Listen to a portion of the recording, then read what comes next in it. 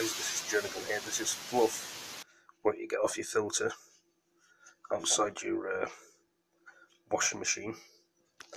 So basically, as you guys can see me here, I'm going to be tipping all this water here in the sink. Okay,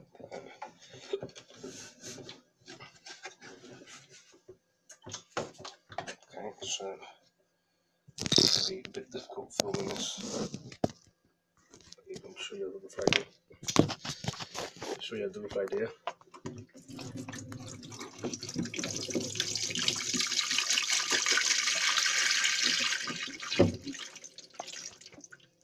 There you go.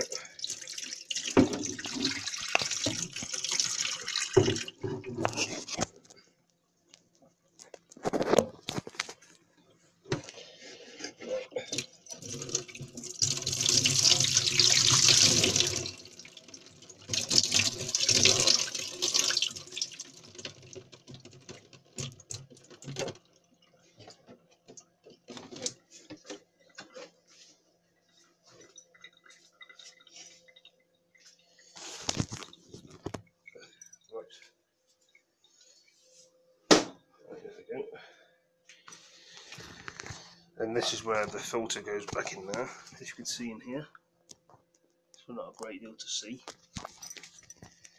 There we go, I'm going to put this back in here.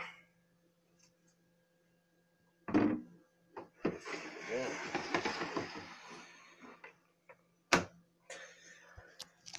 Job is a good one. Just fluff in the bin. It's a bin of rubbish. I'm going to put this filter back in. There we are. Sorted. Back in here with all the clothes. See all the clothes in there.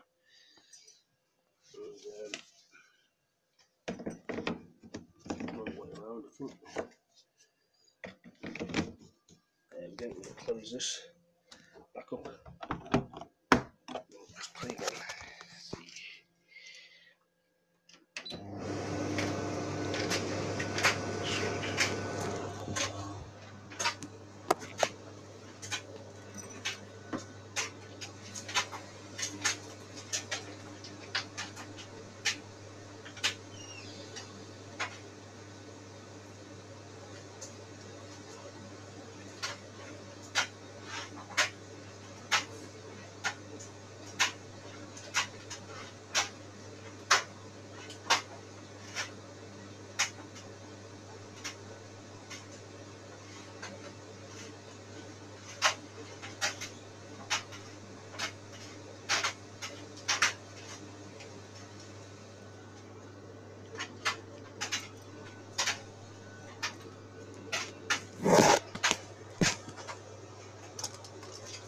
Get myself some orange juice.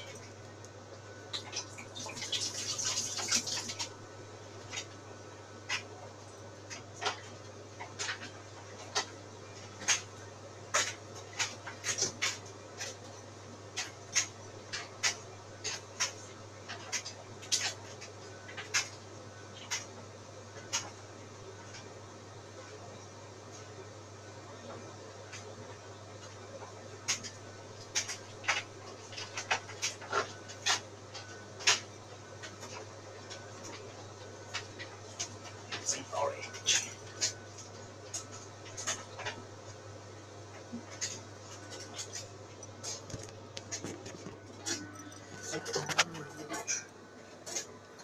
Bowl of water.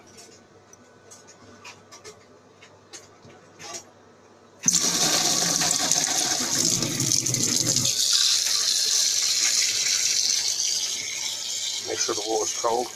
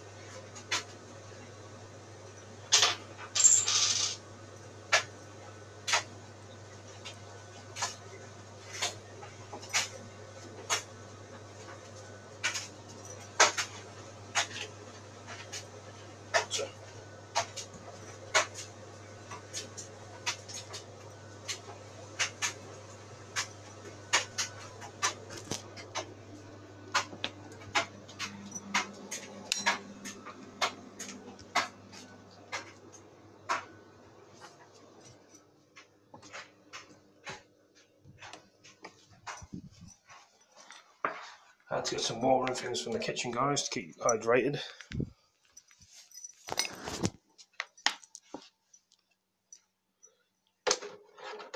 I'm washing my clothes in the kitchen, so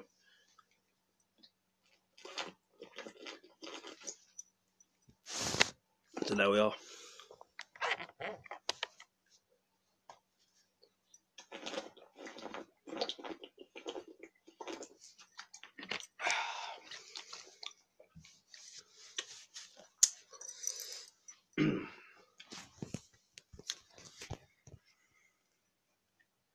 Parliament thinks one thing, the PM another, and something has to give. Even though time is running out, Downing Street believes Brexit happens without a deal and without Parliament's support at the end of October. Even if Boris Johnson loses a vote of no confidence, they intend to ignore it. What next? Some think that losing a vote of no confidence could actually make Boris Johnson stronger. He then gets 2 weeks under the Fixed Term Parliaments Act to try and form a new government. At the end of that, he might trigger a general election. That's another 5 weeks. In total, 7 weeks, by which point no deal has probably happened, whether Remain MPs like it or not. So in the face of all of this, what on earth can they do? Well, the 2 weeks is not just there for them to play with as they choose. Parliament is sitting during that period. I think the first thing they would do is they would instruct him to go and seek an extension to Article 50. If he refused to do that, they have two options. They can either put in an alternative government that pledges to do that, or they can pass legislation that instructs him to go and do it. And if he didn't follow that instruction in legislation, he would be in breach of the law. I don't think that the idea of a general election running across a no-deal Brexit is plausible, really, for various reasons. One is that if the government has lost no confidence, the Cabinet Manual and all convention states that the government should not be taking controversial decisions and long-lasting decisions in that environment. The Parliament behind me can't stop a no-deal Brexit. What about this place, the Supreme Court? Over the years, they have changed the government's handling of Brexit. They forced a meaningful vote. But right now, many experts believe there's not much the courts can do. I think there are limits to what the court can do. They can do some things, but they can't do everything. There is a view around that judicial review means that the courts can stop anything that's bad. But the courts are concerned not with the wisdom of political decisions, but with their legality. But if the courts, prompted by Gina Miller, forced a meaningful vote, why nothing now? What the courts decided was quite simply the government isn't allowed to change the law of the United Kingdom without Parliament being involved. We're not in that area at all. It was a highly specific decision arising from a highly specific problem. You can't assume that the courts are there to mend every breakdown of our political system. If neither Parliament nor the courts can sort this out, then the Queen could be dragged in what could quickly become a constitutional crisis. If on the 31st of October we truly do leave without a deal, but also without a government, the Queen might feel she has to intervene. And if Remain MPs came to her and said that it was they that could form a government of national unity, would she feel she has to support them?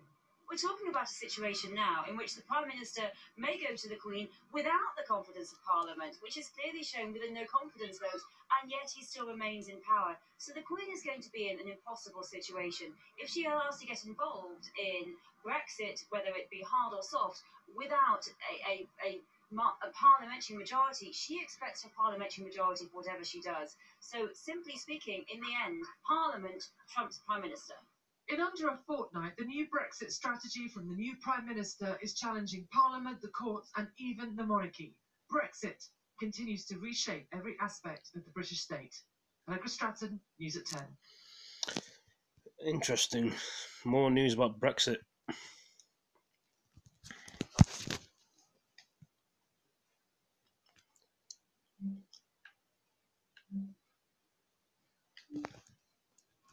The Prime Minister has hardly thrown his door open to other EU leaders. The Estonian Prime Minister, the first and only one so far to visit. Momentary indecision over whether they should be in or out.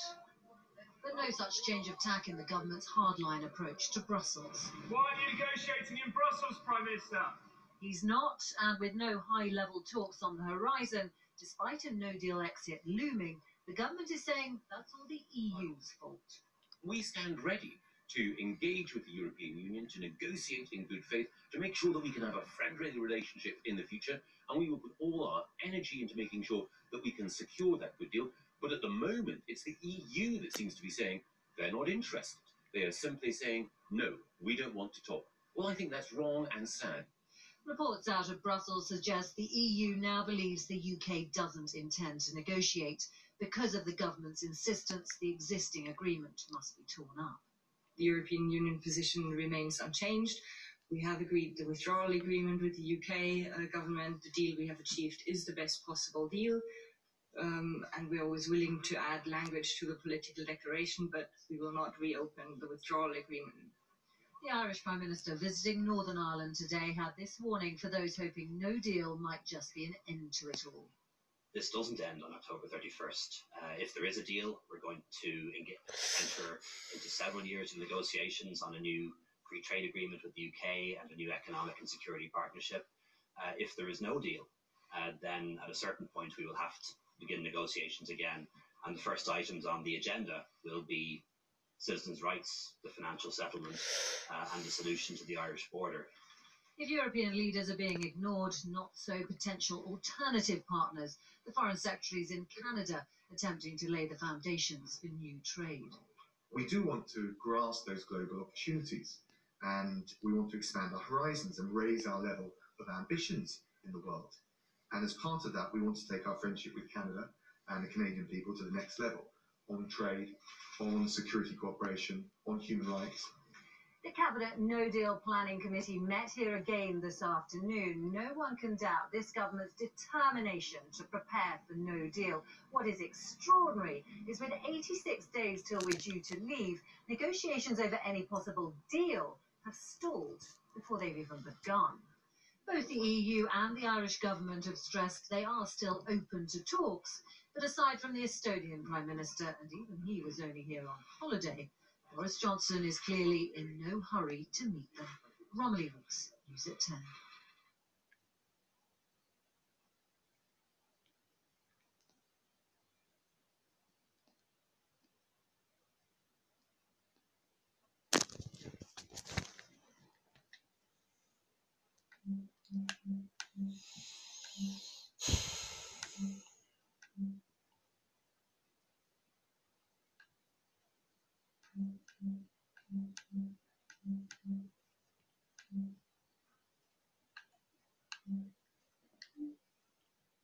Save with instant trade-in on this perfect first laptop. The Curry's PC World.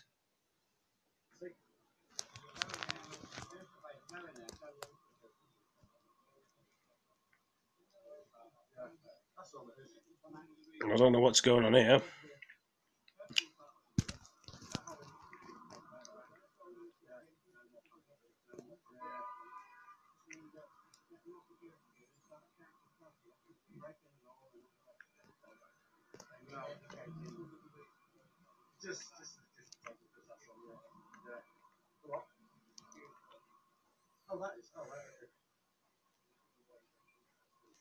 Taking pictures all over the area. We literally walk past here with the cameras and we start barking at them.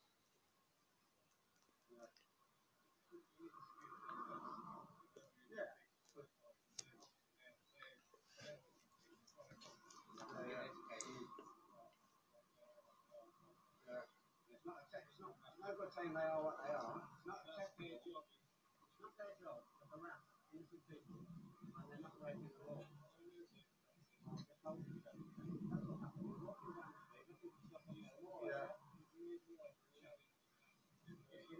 Yeah, but it's the way we've done it. What about barking? Saying, oh, what if I film you on your camera?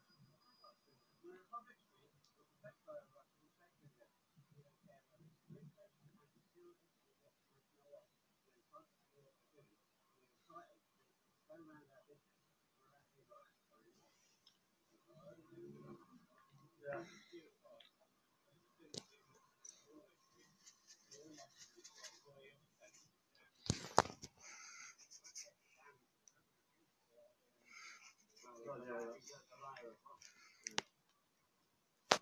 Started filming when he started barking orders. camera, to be fair, the cameras weren't actually turned on when we walked the beer. It was only when he clocked the stood there with the cameras that he came across. We get this all the time wherever we go. Yeah.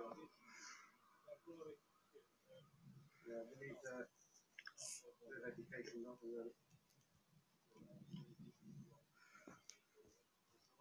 We understand that if we're going to right to ask us, Yeah. excuse me, sir, do you mind telling us what you do? That would be fine. Barking orders, telling us we're breaking the law, you can't order it. If the SIA officers and they should be more knowledgeable about the law than they are. I mean, fair enough, if we'd have crossed that red line over there, then he'd been perfectly within his rights to, you know. But we were on this side of the road, we were nowhere near the site, as in, we were just on public footpath, you know. Yeah, no laws have been broken in, now we're asking. Probably no laws. We'll just explain ourselves to you.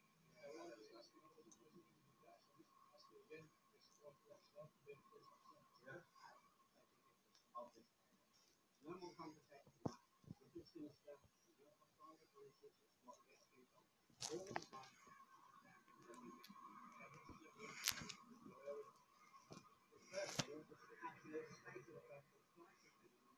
Going around there, it's disgusting.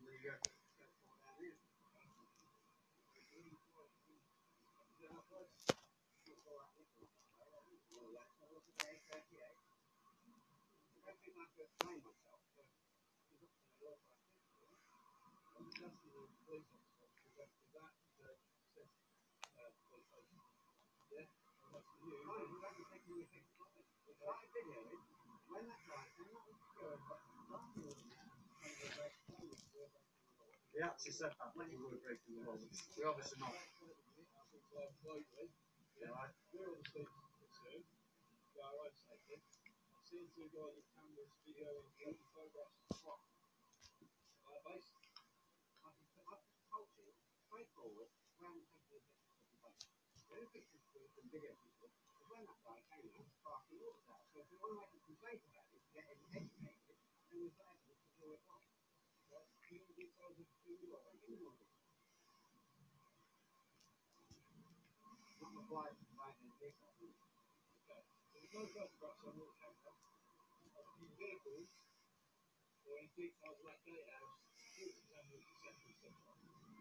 Only That lorry coming out, I feel that lorry coming out. there might be a chap that saw it, they've been walking back in, will be on camera. Nothing sinister about what they're doing. They're not conducting any hostile reconnaissance, what we get levelled out all the time. It's only the fact that the minute he come out started barking, shouting. There's no particular interest over that place. It just says it's a general company in the area.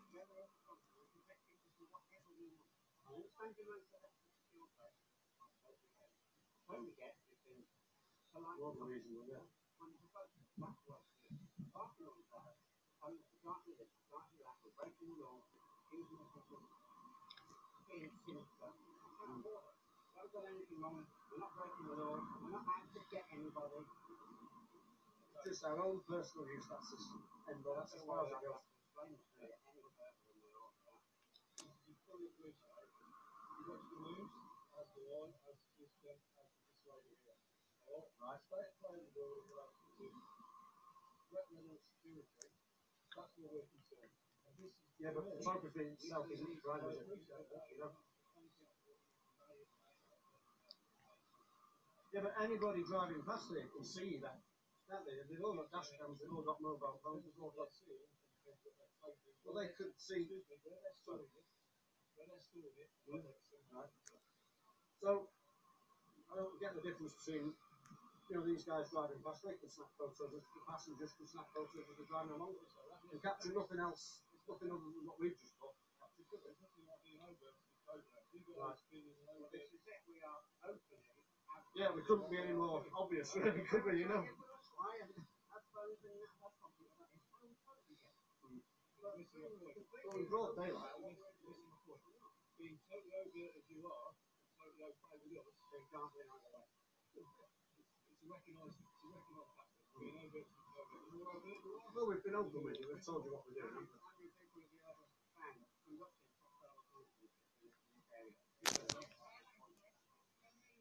Yeah. You don't know and you can't do it. I say, man, I never get. All right.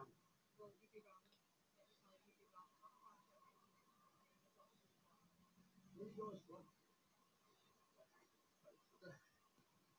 Nice to move on with what's taking progress and things like that. You have to stop taking pictures of this observation. But I've explained straight off and honestly, I haven't taken any pictures of the place. Other than when I came out last morning. So I photographed this bit there. I'm not a dog. Yeah, yeah.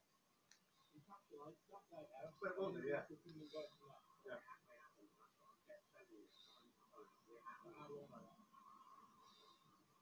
Alright, let's set this up. How do I know that you're not a child sex offender? How do I know that? I don't do it. So you are potentially levelling some kind of suspicious activity, possibly terrorism. But we've answered them as, you know. We left two gentlemen. No, I thought they were there, yeah. With cameras and microphones taking photographs of people by the two things that push out into it. In Jerry concerned, we've given our explanation what we didn't need to do, and we're looking for what we actually have. Telling me how people are tracking, and you're not looking at people details. I don't know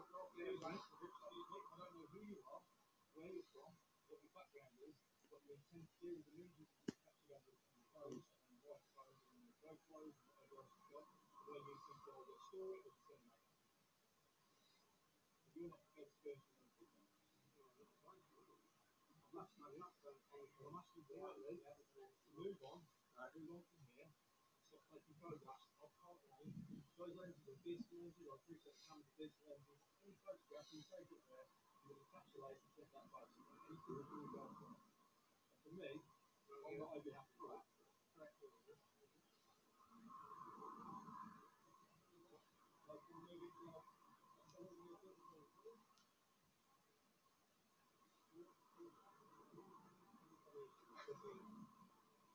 I'm not going to tell you what useful information you may or may not be able to get, but take a photograph of this.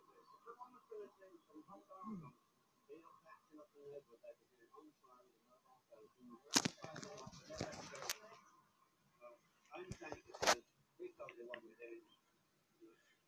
That's just yet. As simple as that. We're going to get on doing what? Well, be there, yeah. Taking photographs. So if you see any more reports about us, now just photographs, that's it, yeah. How do I know?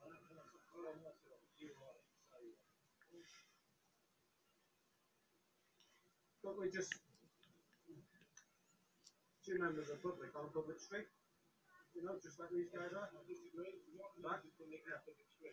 People carrying it's not normal for this area. It's not normal for you to be in a position where you're outside of the police station. Well, it just happened to have come up this road. We didn't intend, you know, we didn't actually plan to come up this road. We didn't sort of make a beeline for that particular place. We were just in the area. Until you walk right past it. Yeah. How do we know where you say you are? We haven't said who they are. We've got everybody to tell you who they are. I appreciate that. I appreciate what you're telling me. But I'm asking you questions to police officers, which they don't do that. I'm giving you a straightforward and honest answer. I'm asking you what you intend to do with the media to capture that fire. He's filled his memory card up, yeah. Yeah. You're not prepared to tell me any idea. I haven't got any idea. Really easy for us. I get what you're saying. We have to explain that when I've identified before, the paper that we say section breaches, that section breaches, but before the level that is, just going out taking photographs. This is not. I get concerned, right? What? Other than identifying where you are and go and do a background check, which will return absolutely nothing. I'm not a wanted person. It won't return anything of any use to you. And to get my answer that, you know, we are just doing what we're doing.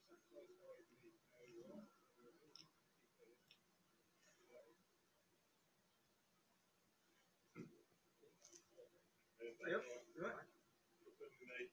That's good. I don't mind about that.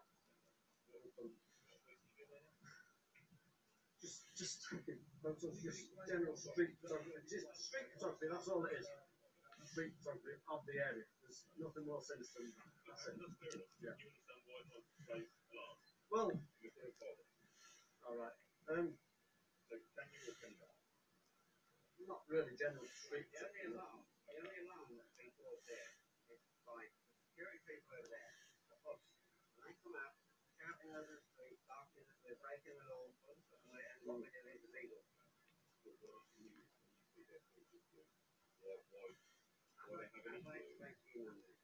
This guy's come out, ever so slightly, and that's what we're doing. But security guys have said, With the same level of. Yeah. No, I know you get what this guy said. Yeah. we've explained, They're not police, are they? Yeah. we've explained time and time again. Yeah. They're not. That's it. Nothing more complicated.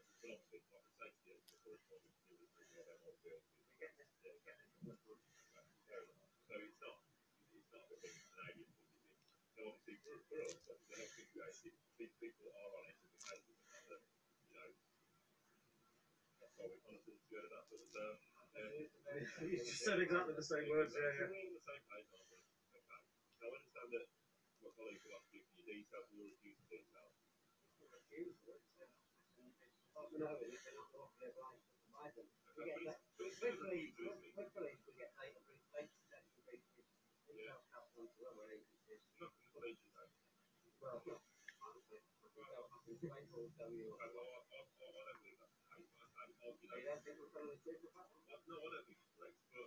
I'll give you one. I'll give you one example. No, you don't need to. I appreciate that if that's what you're saying, and that's your opinion or your previous experience.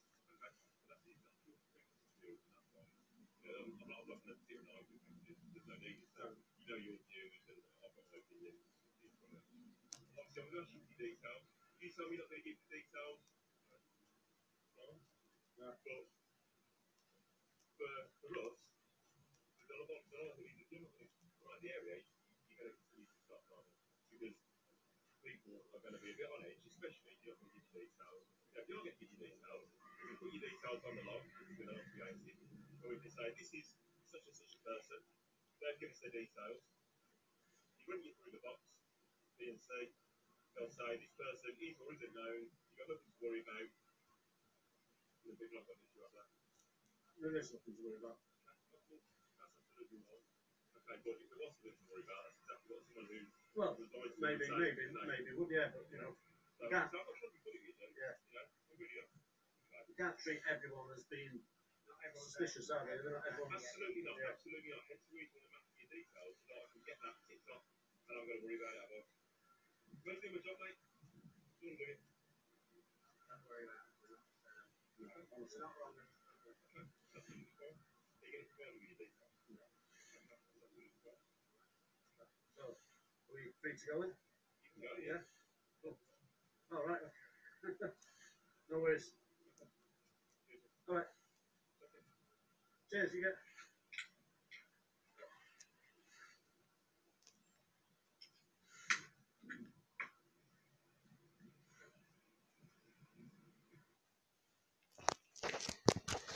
Poor blimey. That was a bit chaos.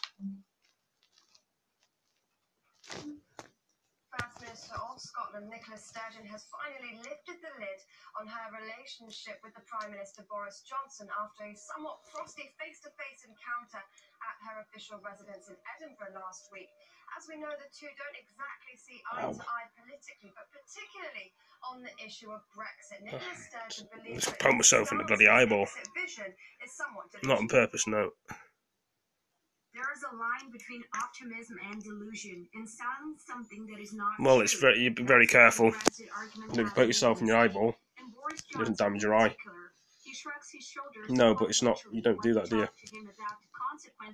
Your eyes help you see, don't you? At the end of October with no deal, as if they don't matter, or he can wish them away. Scotland had re-energised and renewed calls for a second independence referendum, particularly in the case of a no-deal Brexit scenario. Plus, We've just found out, according to a shock new poll, what it's found is that just days after Boris Johnson visited the region, the majority of the Scottish population are now in favour of voting for independence at a whopping 52%.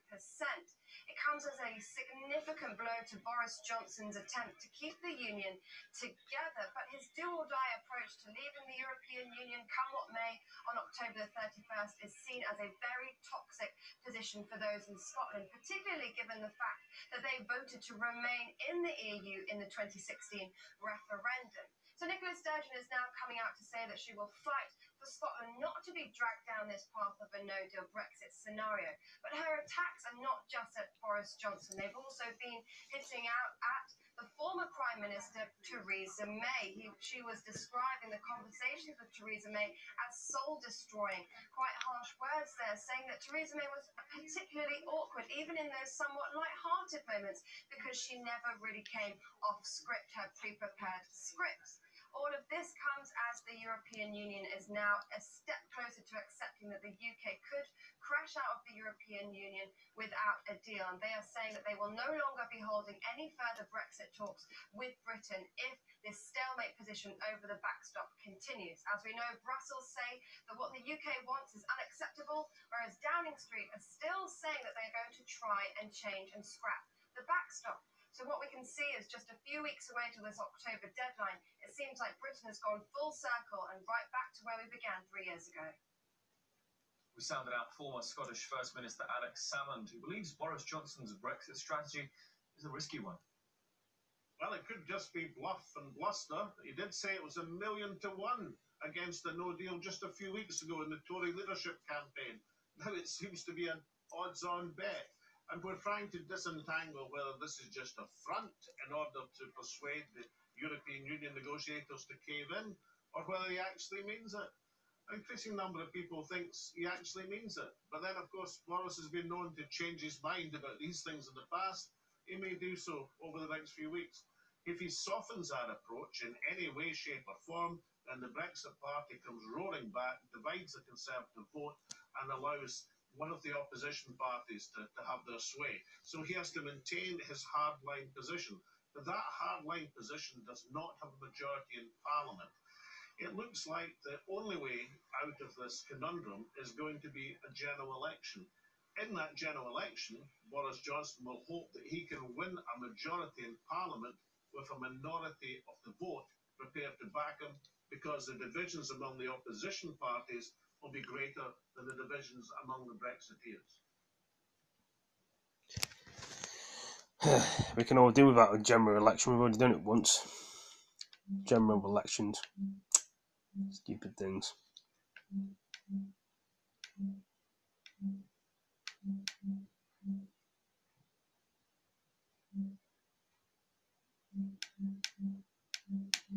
Deep in thought.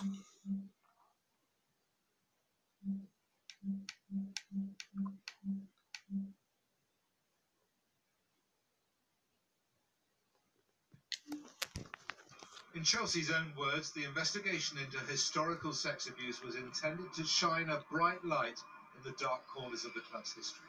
What it uncovered was horrifying. Gary Johnson, a former player repeatedly abused as a teenager, said today, now the report is out, he hopes Chelsea will follow with action. 90% they've held around that. What I would like to know from the club is are they going to apologise to the victims individually, or is it just one apology for everybody? The review spoke to 23 victims who reported being sexually assaulted by Chief Scout Eddie Heath.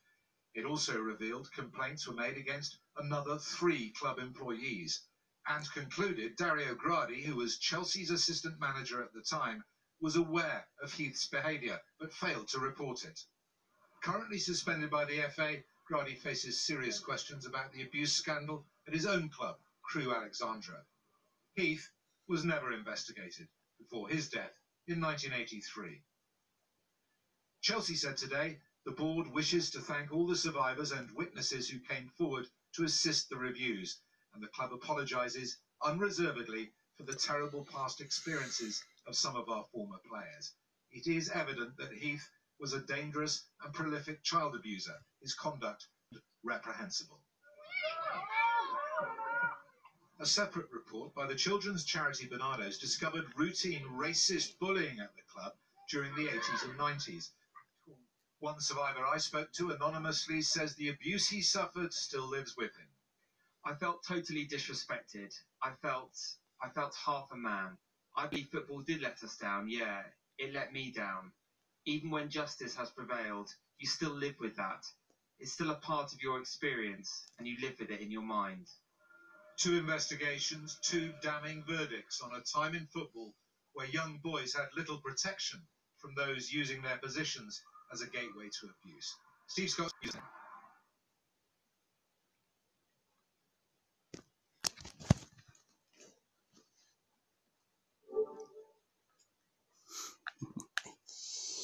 Well, I know.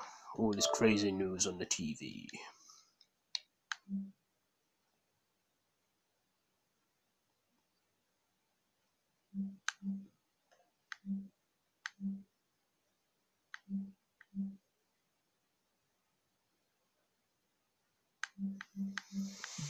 Just the way it is. Still in bandages, Octavio Lozado narrowly survived what his 15-year-old nephew Javier couldn't. In hospital, the trauma of the day is painfully fresh. I heard the gunshot from me and then I wake up in the night to open up the trunk. We saw people running and I grabbed him by the hand and I was like, what? So I grabbed them and shots were fired, so I took him to the back of the room, the bed, and everything happened. At a support centre, flags fly at half-mast as survivors lament the climate they believe left them here.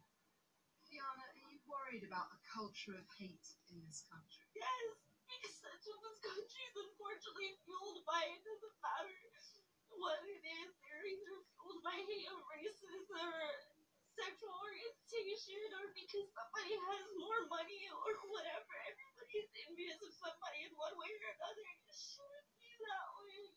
Tomorrow, the president will visit this diverse border city, his tenor, tone and policies under the microscope of a deeply fractured country reeling from twin tragedies. This isn't an easy visit for the people of El Paso or for the president. As leader, he's expected to come and honour the dead, but he isn't seen as a passive player in this story, and some directly blame him for encouraging a culture of division in this country. The White House insists he is there to share in their grief, not add fuel to the fire. The president's the president of all the people, and what he wants to do is go to these communities and grieve with them, pray with them, offer condolences. But these people are busy planning a protest. Fernando Garcia has had enough. Is the president welcome yet? No, he's not. And when I say that is that Trump is not welcome because of what he represents. His words are hurting people. And in the case of El Paso, the rhetoric of the president that he had embraced for several years already have killed people. I mean, this is unacceptable. Texas is an open carry state, and in the gun stores here, few believe the answer lies in more control. If somebody is denied a legal firearm, then they will find a way to get an illegal firearm. And if they can't get an illegal firearm, they're going to find a way to do something else. There's always one next step. America's been down this path before, and few seem willing or able to take a road to redemption. Cordelia Lynch, Sky News, El Paso, Texas. Very interesting.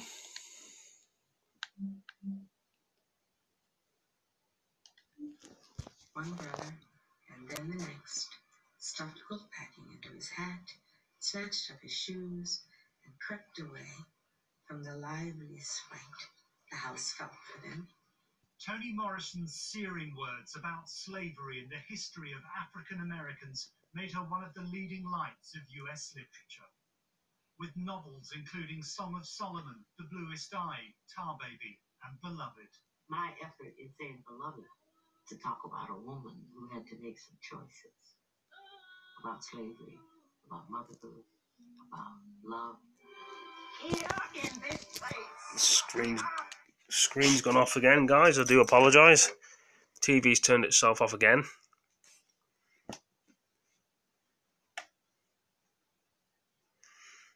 Right, so.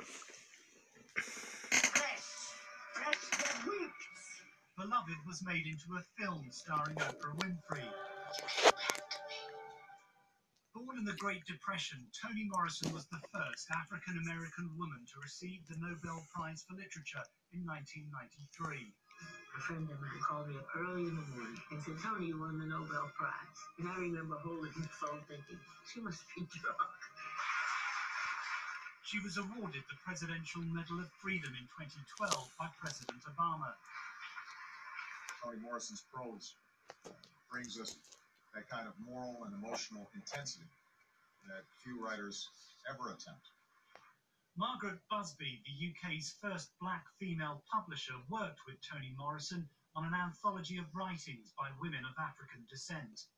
I think Toni has paved the way for all women writers in a way by showing that you don't have to have your will diminished by being female, let alone by being black and female, but you can actually claim the whole world and write from your own perspective without apology, without thinking you had to diminish yourself.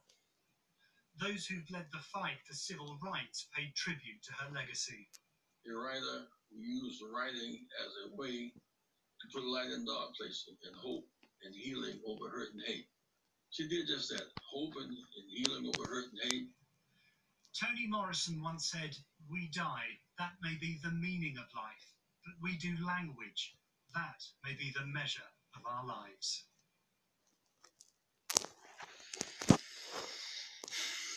Yep. I'm going for a lot of news channels today, guys, you can see. I'm seeing what's on the TV. More Hong Kong problems again.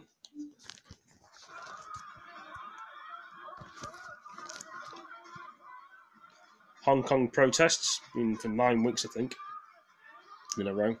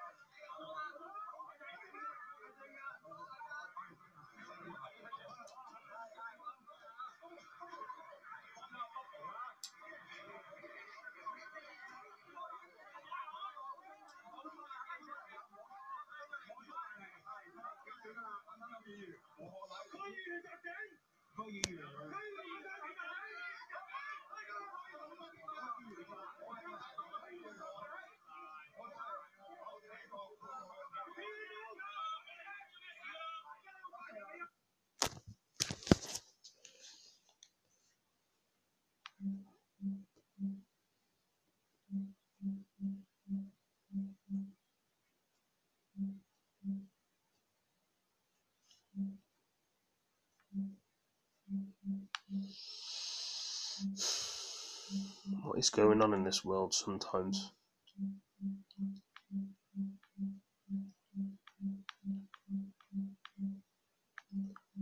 Trying to figure out what else is on the TV I can actually show on the phone, but I've gone through mostly everything.